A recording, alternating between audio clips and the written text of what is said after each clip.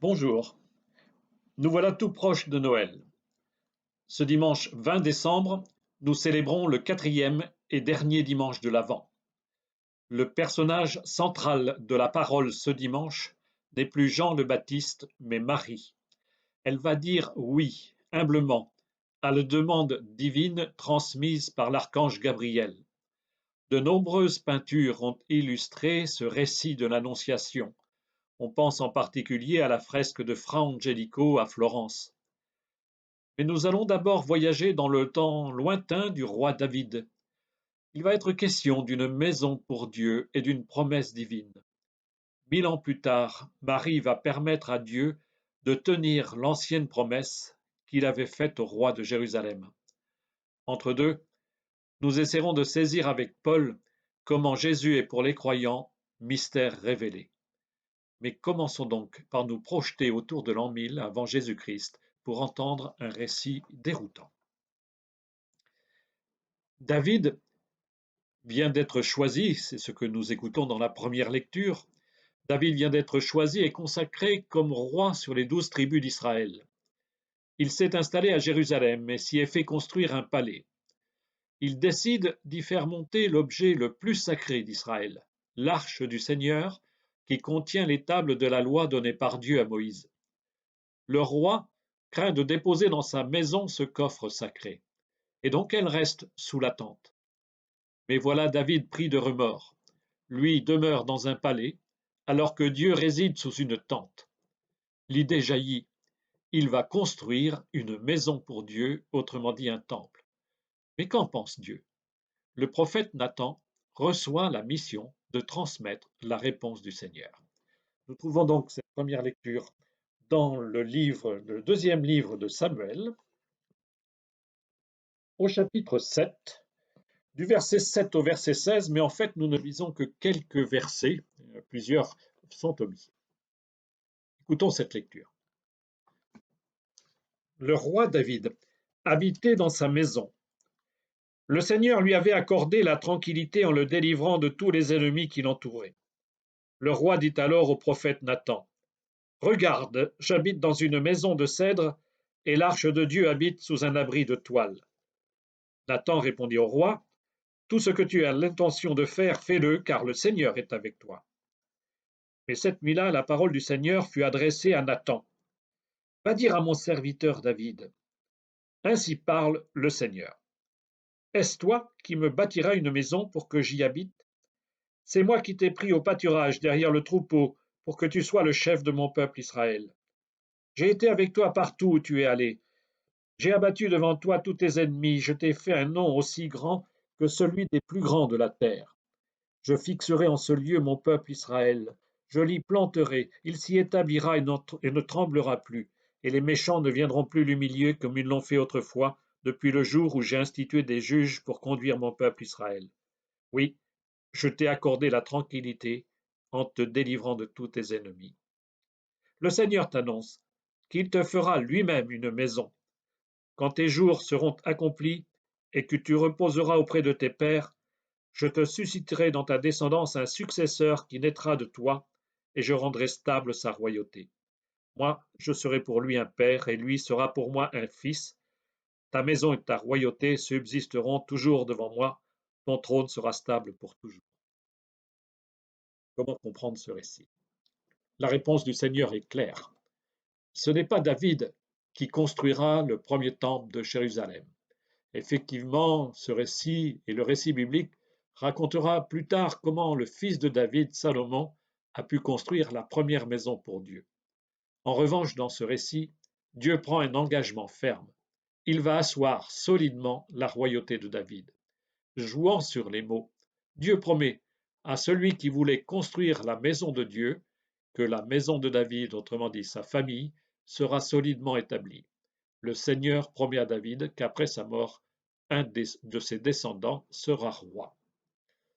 Si nous lisons ce vieux récit ce dimanche, c'est en reliant la promesse faite à David avec l'irruption du Seigneur dans l'histoire. Marie et Joseph sont issus tous les deux de la tribu royale de David. Jésus n'est-il pas le fils de David appelé à devenir roi? Mais quel roi! La parole du Seigneur au verset 14 prend dans les évangiles un sens tout à fait nouveau. Moi, je serai pour lui un père et il sera pour moi un fils. Les chrétiens relisent le récit de 2 Samuel 7 comme la réalisation inattendue de l'antique promesse.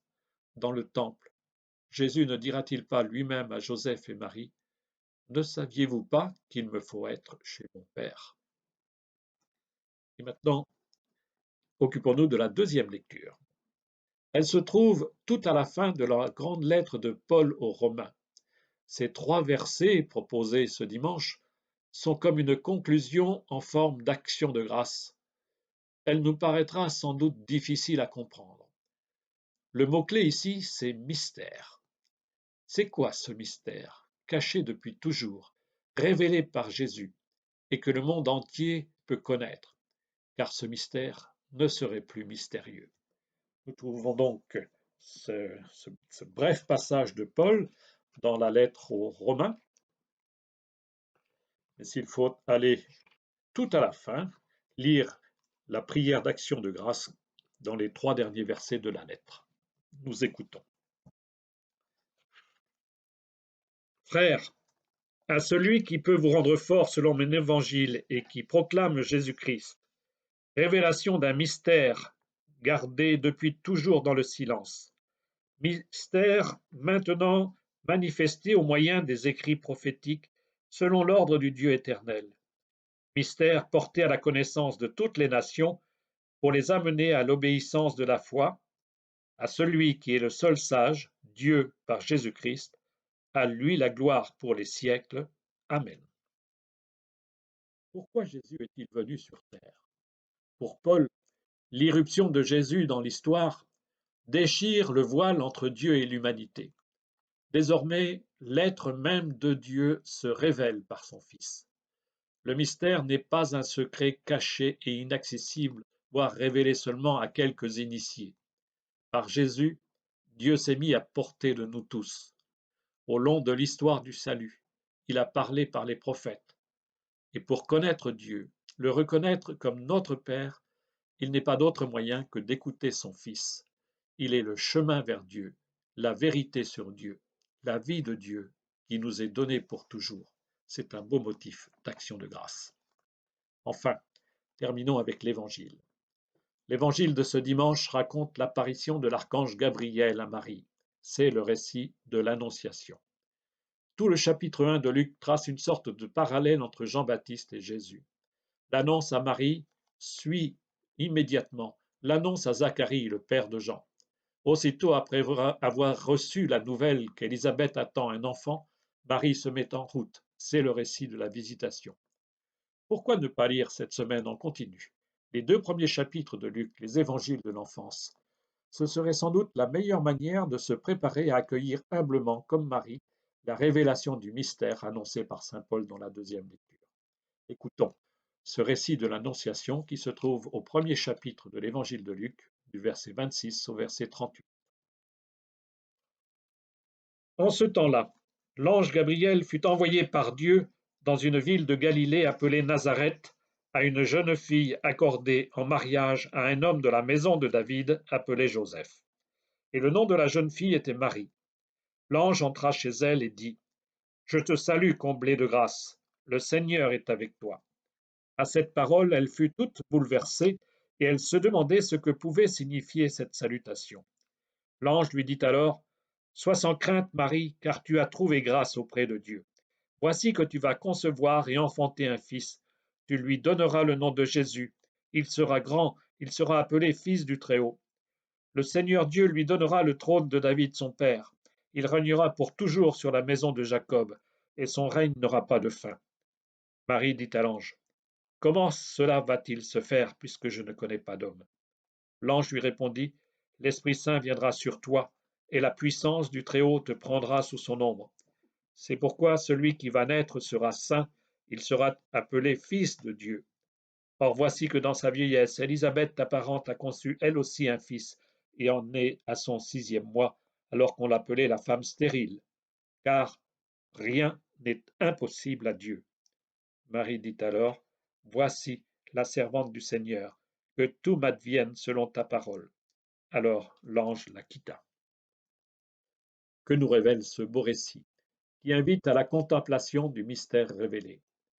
Comme chez Matthieu au chapitre 1, verset 20, où Joseph voit l'ange du Seigneur dans la nuit et entend son message, c'est l'origine de Jésus qui est dévoilée à Marie. Dans ces deux récits d'annonce, nous apprenons que Jésus n'est pas né d'une relation humaine entre un homme et une femme. Cet enfant est le fruit de l'Esprit Saint. Comme pour Marie sans doute, notre raison humaine est bien désarmée par le message de Gabriel. Comment Dieu a-t-il pu donner naissance à cet enfant? Même les enfants savent comment on fait les bébés. Les deux messagers divins, l'ange du Seigneur pour Joseph ou Gabriel pour Marie, mettent la foi au défi de ce que les humains vivent depuis l'origine de la vie sur la terre. Or, ce qui emporte le oui de Marie à la fin du récit, c'est la parole de Gabriel. Car rien n'est impossible à Dieu. Comme d'autres femmes dans la Bible, je pense à Sarah, l'épouse d'Abraham, Élisabeth la stérile est enceinte, car, dit le texte, rien n'est impossible à Dieu. Et donc, Dieu peut susciter cette vie embryonnaire dans le ventre de Marie par sa seule toute-puissance. Comme quoi, il nous faut prendre vraiment au sérieux la première affirmation du credo. Je crois en un seul Dieu, le Père Tout-Puissant. Dieu peut tout. Créer l'univers, susciter la vie sur la terre, façonner de ses mains le corps des êtres vivants, insuffler sa vie divine en l'être humain, et donc pourquoi pas engendrer une vie exceptionnelle par où Dieu lui-même prend chair. Et enfin, vaincre le mal sur la croix, dominer la mort, faire don de la vie éternelle. Notre Dieu, est bien le Tout-Puissant. Et pourtant, le songe de Joseph ou l'irruption de l'archange chez Marie nous disent un autre message. Pour sauver l'humanité, le Tout-Puissant s'abaisse à demander à Marie de porter cet enfant, car Marie est libre, et sans elle, Dieu ne peut rien. Pour protéger cet enfant, lui donner un nom et une existence légale, Dieu demande à Joseph de prendre Marie pour femme, car Joseph est libre, et sans lui, le Sauveur eût été un paria en son pays. Le récit de l'Annonciation nous dévoile le mystère de la foi. Ce mystère caché aux temps anciens, peu à peu dévoilé au fil de l'histoire du peuple juif, est ici pleinement mis en lumière, car il est grand, le mystère de la foi. Ce mystère de la foi, c'est Jésus lui-même, vraiment Dieu, venu de Dieu, engendré par l'Esprit en Marie et accueilli comme son enfant par Joseph. Mais ce mystère de la foi, c'est aussi Jésus vraiment homme, pleinement homme, par le double oui de Marie et de Joseph. Notre Dieu est bien le Tout-Puissant, mais il s'est fait le plus petit. Dieu peut tout, mais il a besoin de nous. En ces temps de nuit, de souffrance et de mort et de peur devant la maladie, à l'approche de Noël dont nous mesurons par avance combien la fête sera bien différente cette année, il nous faut garder et l'espérance et la joie. Nous pouvons prier pour que la maladie s'éloigne, pour que les chercheurs trouvent, pour que nos peuples et nos dirigeants sachent garder la sagesse. Mais nous devons aussi agir pour faire, comme Marie et Joseph, la volonté de Dieu, ici chez nous aujourd'hui, vivre concrètement l'amour, nous protéger et protéger les autres, supporter l'épreuve et garder l'espoir, conserver les liens tout en tenant une distance protectrice entre nous. Bon et joyeux Noël à tous.